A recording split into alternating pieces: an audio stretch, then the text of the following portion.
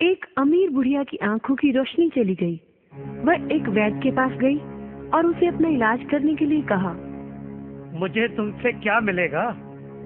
वैद्यराज, मेरे पास बहुत कुछ है, आप चिंता न करें। अगर मेरी आंखें ठीक हो गई तो मैं आपको उचित इनाम दूंगी, परंतु यदि मुझे दिखाई नहीं दिया तो मैं आपको कुछ नहीं दूंगी। ठीक है, मुझे मंजूर है। मैं कल से आपके घर आकर इलाज शुरू कर दूंगा। वैद्य ने इलाज तो शुरू किया, परंतु उसके घर पड़े अच्छे साजो सामान से उसमें लालच आ गया। बुढ़िया को दिखता तो था नहीं, उसने घर से एक एक कर सारा सामान चुरा लिया। अब तो उसने बुढ़िया के घर जाना ही छोड़ दिया था, परंतु भगवान के घर देर है अंधेर नहीं। अचानक बुढ़िया की आंखें एक दिन ठीक हो गईं। उसने पिछवाड़े में दबा हुआ धन निकाला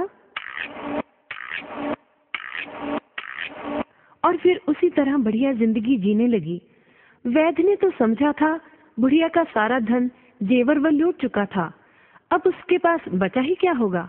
परंतु जब उसने उसी तरह उसकी पुरानी शानो शौकत देखी तो राज दरबार में इसकी शिकायत कर दी।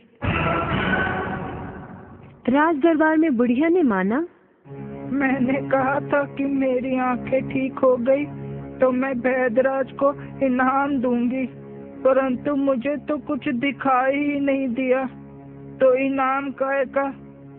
परंतु महाराज, आप ही कहें, जब मैंने आंखें खोई तो मेरा घर फर्नीचर और साज सज्जा के सामान से अटा पड़ा था, परंतु जब मेरी आंखें ठीक हुई तो मुझे मेरे घर में कुछ भी नहीं दिखा।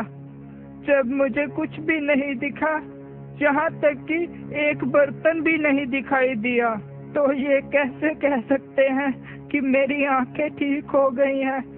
अगर ठीक हो गई हैं तो मेरा सारा सामान कहाँ है?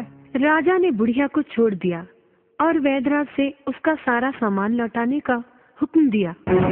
बच्चों, इस कहानी से हमें यही शिक्षा मिलती है, जैसे को तैसा ही मिलना चाहिए।